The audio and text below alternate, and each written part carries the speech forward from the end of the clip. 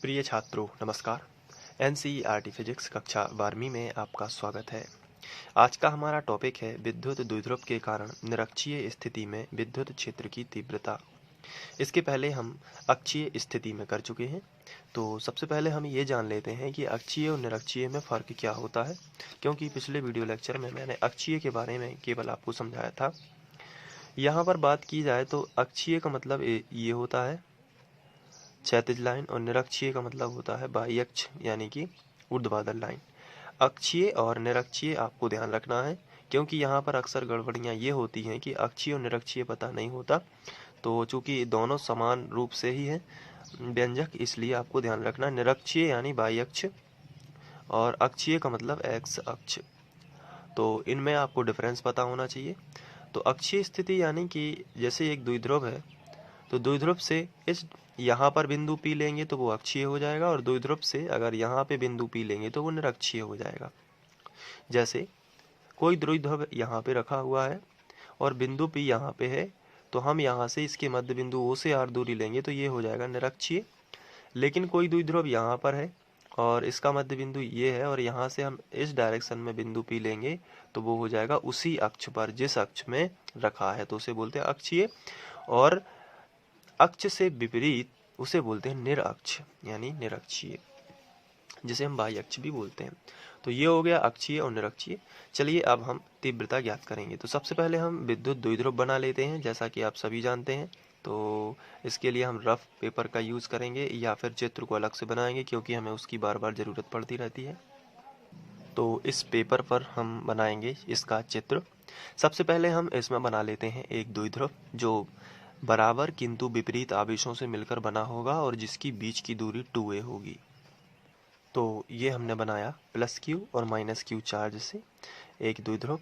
ये plus minus आप कहीं भी ले सकते हैं, इसमें आप कोई दुविधा मत मानिए, प्लस माइनस कहीं भी हो सकते हैं। अब इसके बाद इसका मध्य बिंदु क्या होगा O, और मध्य बिंदु O होगा, और प्लस q पर हम मान लेते हैं बिंदु A पर प्लस q है और बिंदु B पर माइनस q है, और इनके बीच की जो दूरी होती है वो 2a होती है टोटल। तो बीच की दूरी 2a भी हमने मान ली है। जब ये 2a होगी तो बात करें इसका, ये O मध्य बिंदु है, तो ये हो जाएगी a और ये भी हो जाएगी a और a में बट जाएगी। तो हमने इसको a और a में बांट दिया। अब इसके मध्य बिंदु O से R दूरी पर यहाँ कहीं निरक्षीय स्थिति में एक बिंदु P होगा, तो हम यहाँ से R दूरी ले लेते हैं, और यहाँ पे एक बिंदु हमने माना P, जिस पर हमें विद्युत क्षेत्र की तीव्रता ज्ञात करनी है। तो प्लस Q आवेश के कारण तीव्रता अलग होगी और माइनस Q के कारण अलग होगी।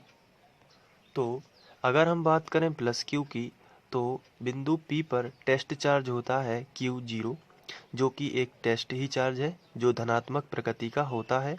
तो अगर ये यहाँ पर है, मान के चलिए यहाँ पर वो चार्ज है, यहाँ पर हम मान लेते हैं, आपको ध्यान रखना यहाँ पर Q0 है या Q है, छोटा Q है, तो प्लस इसको क्या करेगा, धक्का देगा इस डायरेक्शन में। तो वो हम डायरेक्शन बना लेते हैं कि इस डायरेक्शन में जाएगी। तो हमने क्या किया, यहाँ पे रखा और हमने बनाया कि ये इसको इस तरीके से आगे की ओर धक्का देगा, और इसको हमने थोड़ा डार्क बना लिया है, और ये हो जाएगा E। तो ये हो जाएगी इसकी तीव्रता E वेक्टर। अब लेकिन यहाँ पे बन रहा है थीटा, तो इसके बनेंगे समकोणिक घटक। एक बनेगा इस तरीके से, समकोण टाइप बना देना है आपको, और एक बनेगा यहाँ ऊपर की ओर, ये देखिए ऐसा आपको बना देना है एग्जाम में, और यही कहलाता है समकोणिक घटक। ये 90 डिग्री हो जाता है यहाँ पे पूरा, इसलिए ये देखिए। तो यहाँ पे आपको तीर के चिन्ह लगा देने हैं, और चूंकि ये है E1, इसको हम नाम दे देते हैं प्लस के कारण E1। तो ये E1 वेक्टर है, लेकिन इसकी दो डायरेक्शन होंगी, एक यहाँ और एक ऊपर। तो चूँकि थीटा यहाँ पे बन रहा है एंगल, तो थीटा यहाँ पे भी बनेगा, और जब जिस भी घटक से थीटा बनता है वहाँ पे कॉस लेते हैं और बाकी साइन। तो ये हो जाएगा, यहाँ थीटा बना है इसलिए ये इससे टच है, तो ये हो जाएगा E1 cos थीटा, और ये ऊपर जो है ये हो जाएगा E1 sin थीटा। ये इस तरीके से आपको बना देना है। तो ये हो जाएगा E1 के लिए, और cos इसलिए लिया है क्योंकि यहाँ पे बना है थीटा यहाँ, तो यही थीटा यहाँ पे बनेगा, और जहाँ थीटा बनता है वहाँ हो जाएगा cos, और ये बनेगा फिर वापस सा साइन, क्योंकि ये 90 माइनस थीटा साइन थीटा ही होता है, cos 90 माइनस थीटा, तो वो एक ही रूप है।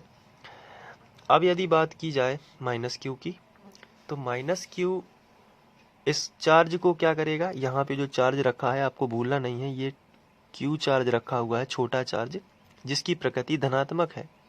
तो ये क्या करेगा, माइनस इसको अंदर की तरफ खींचेगा, यानी हम यहाँ पे बना दें तो हम देखेंगे कि माइनस जो है इसको अंदर की ओर खींच रहा है इसी डायरेक्शन में। तो ये हमने बनाई कि ये हो जाएगी E2 वेक्टर, माइनस क्योंकि इसको अंदर की तरफ खींच रहा है। लेकिन E2 के भी घटक बनेंगे, ये घटक पहले से ही बने हुए हैं, एक इस तरफ समकोण बना है और ये नीचे की ओर आप देख सकते हैं ये 90 फिर बन गया, तो इस तरीके से ये समकोण बन जाएगा। तो अब यहाँ पे देखना है, यहाँ थीटा बनेगा, यहाँ थीटा बन रहा है, तो एकांतर कोण से ये जेड आकृति का आपको कोण दिख रहा होगा, ये देखिए यहाँ पे, तो थीटा यहाँ भी बनेगा।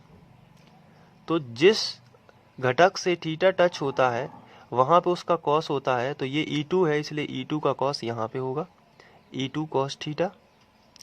तो ये जो बचा हुआ घटक है ये हो जाएगा E2 sin थीटा।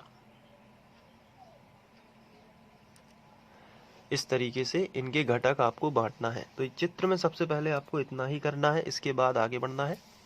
और जो हमने चित्र बनाया है आइए इसके बारे में लिख लेते हैं। इसको साइड में रख देते हैं और हम शुरू से लिखेंगे। ये चित्र आपको यहाँ पहले बनाना है, उसके बाद भाषा लिखना है एग्जाम में।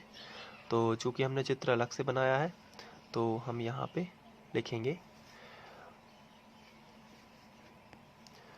माना AB एक विद्युत द्विध्रुव है, माना AB एक विद्युत द्विध्रुव है जो प्लस Q तथा माइनस Q आवेश से मिलकर बना है तथा इसकी लंबाई 2a है। ये वाली भाषा तो आपने पहले वाले में भी लिखी थी, अक्षीय में, दोनों की भाषा सेम है, लेकिन यहाँ से इसकी भाषा चेंज होगी आगे। इसके मध्य बिंदु O से निरक्षीय स्थिति में, यहाँ पे मैं आपको साथ में ही बताता चलता हूँ, इसके मध्य बिंदु O से आपको ध्यान से देखना है, इसके मध्य बिंदु क्या है O, इसके मध्य बिंदु O से निरक्षीय स्थिति में यानी बाई अक्ष में, ऊपर की ओर है क्योंकि, तो आपको लिखना है निरक्षीय स्थिति में r दूरी पर, दूरी कितनी है r दूरी पर एक बिंदु P स्थित है जिस पर विद्युत क्षेत्र की तीव्रता ज्ञात करनी है। विद्युत क्षेत्र की तीव्रता ज्ञात करनी है, ये आपको लिखना पड़ेगा एग्जाम में सबसे पहले। तो ये तो हमने लिख लिया, इसके बाद आगे बढ़ते हैं। तो इस चित्र को जरा देख लेते हैं। इस चित्र में अगर बात करें तो प्लस क्यू आवेश के कारण बिंदु P पर निकाल लेते हैं तीव्रता, और फिर इसके बाद माइनस क्यू के कारण भी बिंदु P पर तीव्रता निकालेंगे, जैसा हम लोगों ने पहले किया था। तो हम यहाँ पे हेडिंग डालते हैं प्लस क्यू आवेश के कारण बिंदु P पर तीव्रता। तो हमने हेडिंग डाल दी। अब तीव्रता निकालना है तो इसके लिए हम लिखेंगे, इसको E1 नाम दे देते हैं। E1 बराबर तीव्रता का फॉर्मूला वही रहेगा जो कि हम पहले कर चुके हैं, 1/4πε0 इंटू और Q बटे, यानी प्लस Q है तो प्लस लिखना अनिवार्य नहीं है क्योंकि वो माना ही जाता है। और दूरी कितनी है, दूरी प्लस Q से बिंदु P तक की दूरी तो AP ही मानी जाएगी। तो हम यहाँ पे लिख लेते हैं, क्योंकि दूरी का वर्ग है तो R वर्ग नहीं लिख सकते, क्योंकि प्लस Q यानी प्लस Q कहाँ पर स्थित है, बिंदु A पर। तो A से P तक की दूरी तो AP ही रहेगी, इसलिए हम यहाँ पे लिख देते हैं AP वर्ग, AP वर्ग। और इसकी दिशा बता देते हैं AP वेक्टर दिशा में, तो हम यहाँ पे लिख देते हैं AP वेक्टर दिशा में। ये हमने दिशा भी बता दी। अब इसके बाद यदि बात की जाए AP के मान की, तो AP का मान खास तो है नहीं, ना ये R की रेंज में आ रहा कि बीच में कोई R हो या A हो। तो अब AP के मान के लिए हमें इस त्रिभुज को कंसीडर करना पड़ेगा। ये आपको त्रिभुज दिख रहा होगा, बहुत ही सिंपल है। यहाँ पे समकोण बना है तो समकोण के सामने की भुजा ये हो जाएगी कर्ण, और ये लंब आधार कोई भी ले सकते हैं। तो लंब और आधार दोनों का मान पता है, लंब कितना है R और आधार कितना है A, तो कर्ण हमें आसानी से मिल जाएगा। अगर हम समकोण त्रिभुज लगाएं इसमें, तो हम लिखेंगे समकोण त्रिभुज AOP में, किसके लिए, AP के लिए, केवल AP के मान के लिए हम यहाँ पे कर रहे हैं। तो हम लिखेंगे समकोण त्रिभुज AOP में, बीच में हमने O लिया है क्योंकि यहाँ पे 90 डिग्री बन रहा है। AOP में पाइथागोरस प्रमेय में, या डायरेक्ट लिख देते हैं AOP में यहाँ पे AP वर्ग बराबर R वर्ग प्लस A वर्ग, यानी कि लंब का वर्ग प्लस आधार का वर्ग, ये आ जाएगा R वर्ग A वर्ग, क्योंकि AP की वैल्यू इतनी ही रहेगी इस त्रिभुज में। तो AP वर्ग जहाँ से आया वहाँ पे हम R वर्ग A वर्ग रख सकते हैं, जहाँ पे AP वर्ग लिखा है। तो यहाँ से इसी तरीके से आपको एग्जाम में क्या करना, AP का मान निकाल लेना है। 4πε0 इंटू Q बटे AP की वैल्यू रख देते हैं R वर्ग प्लस A वर्ग, और इसको बना दिया समीकरण 1। अब हम बात करेंगे माइनस Q आवेश के कारण बिंदु P पर तीव्रता।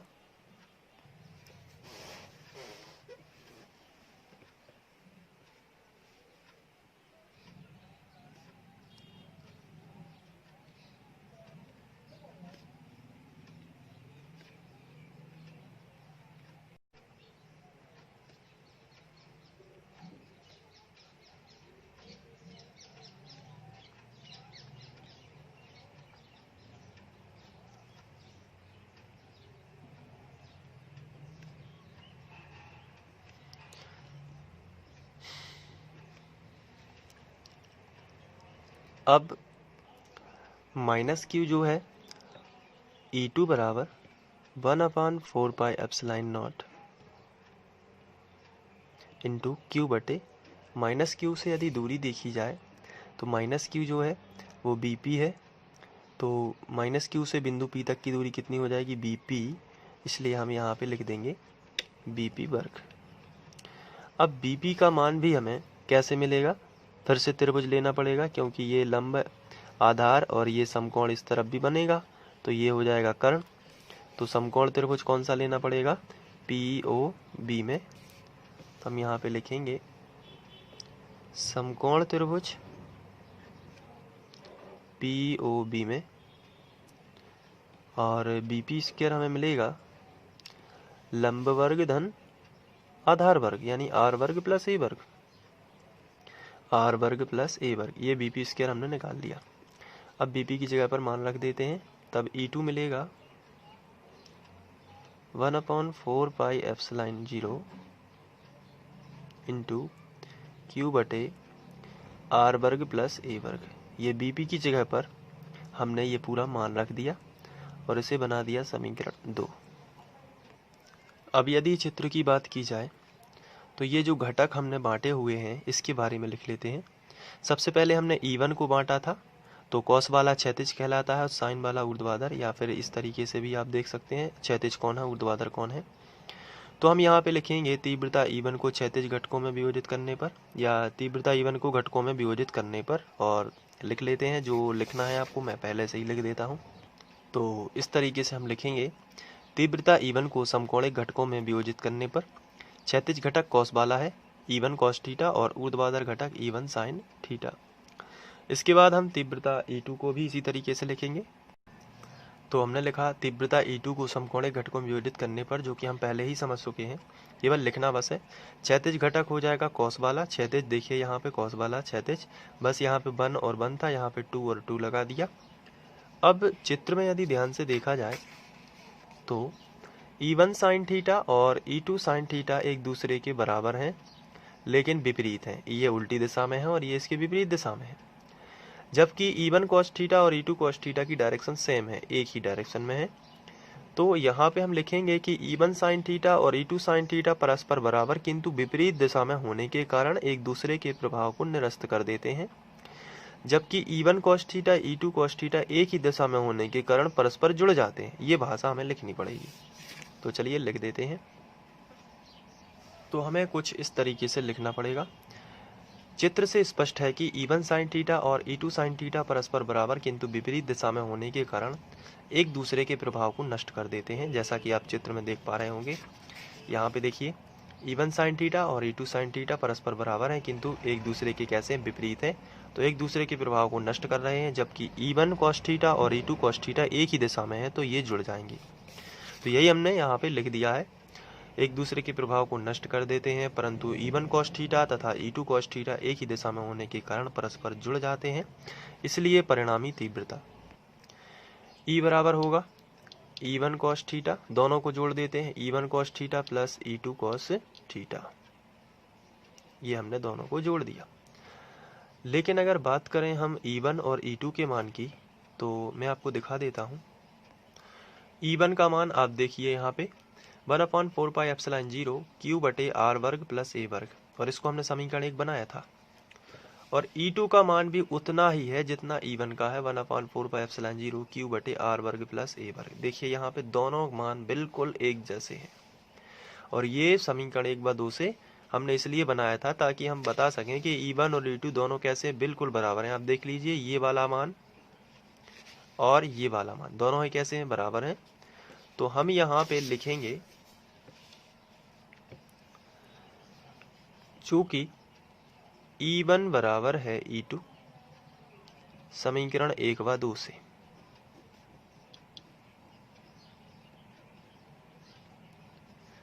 तो यहाँ पे हम E2 की जगह पर E1 लिख सकते हैं। तो हो जाएगा E बराबर, चाहे E1 की जगह पे E2 लिख दीजिए, दोनों ही एक ही बात है।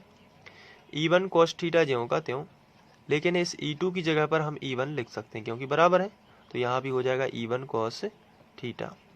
E1 cos theta plus E1 cos theta हो जाएगा 2 E1 cos theta, 1 cos theta ये है, 1 cos थीटा, तो 2 cos थीटा हो जाएंगे, 2 E1 cos थीटा। और E1 की वैल्यू हम समीकरण 1 से रख देंगे।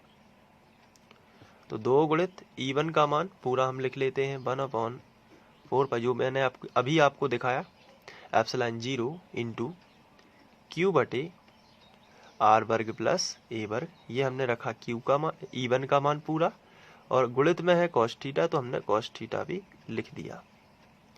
अब यहाँ पे cos थीटा का मान हमें निकालना है, तो हमें वापस से चित्र में चलना पड़ेगा।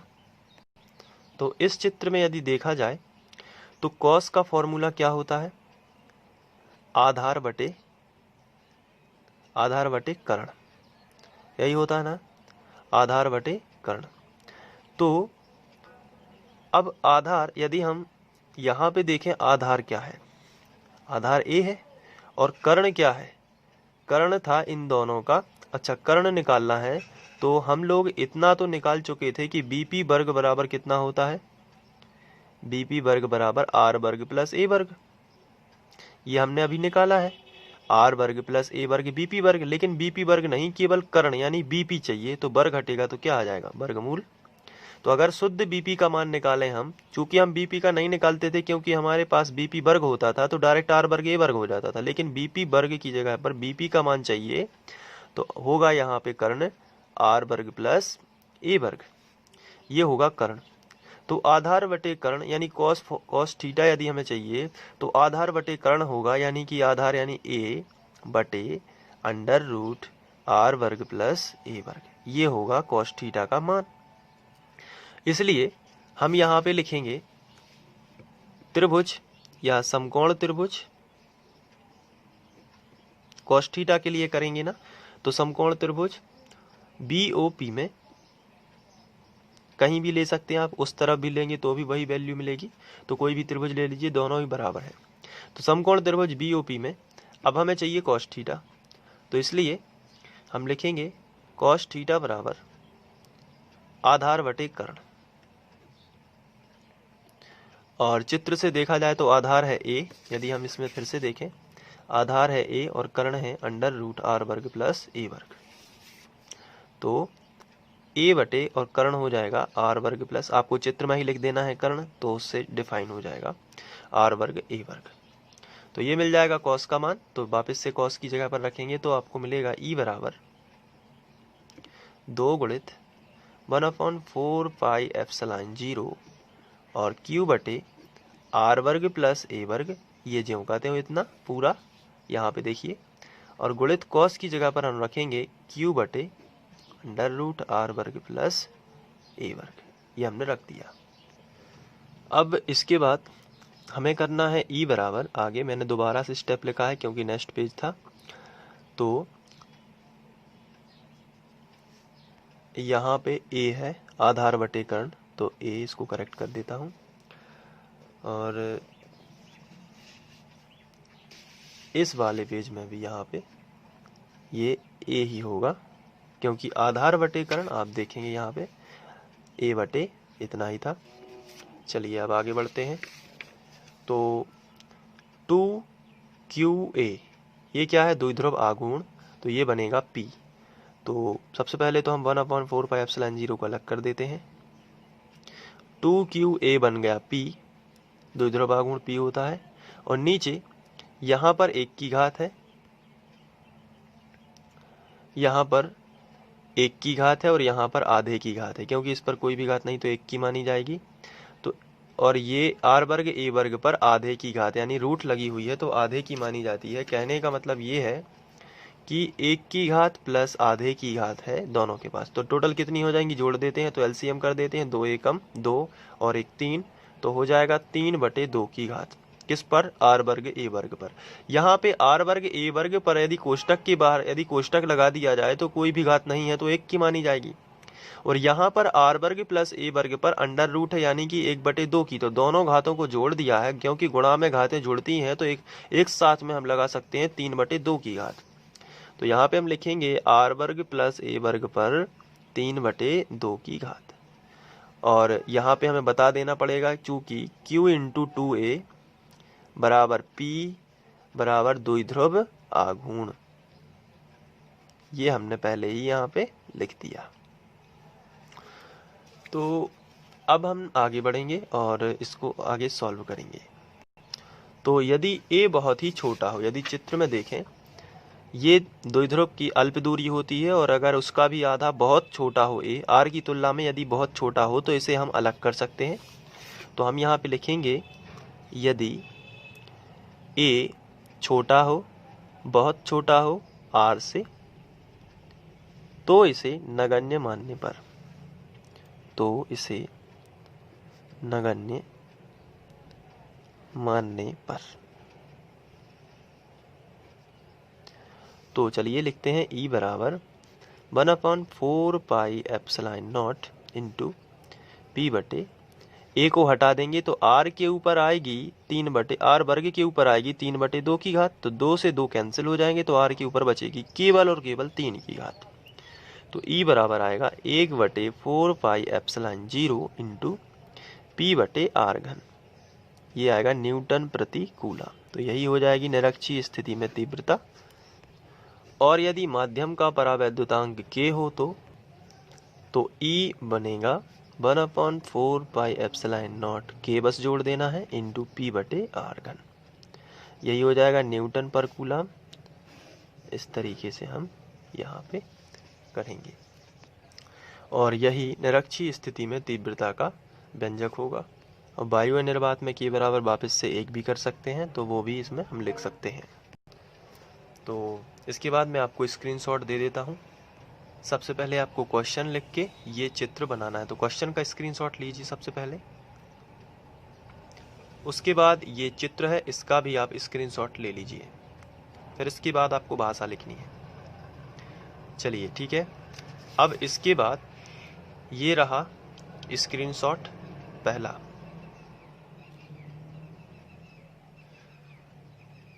फिर इसके बाद ये यहाँ पर थोड़ा सा बड़ा है, लेकिन आपको करना ही पड़ेगा क्योंकि अक्षीय निरक्षीय में से एग्जाम में ज़्यादातर पूछा जाता है। इसके बाद ये है,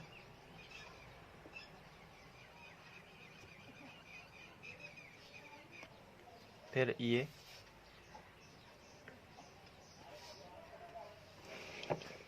इसके बाद ये,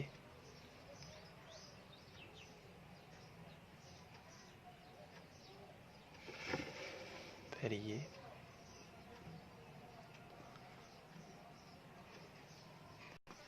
फिर ये,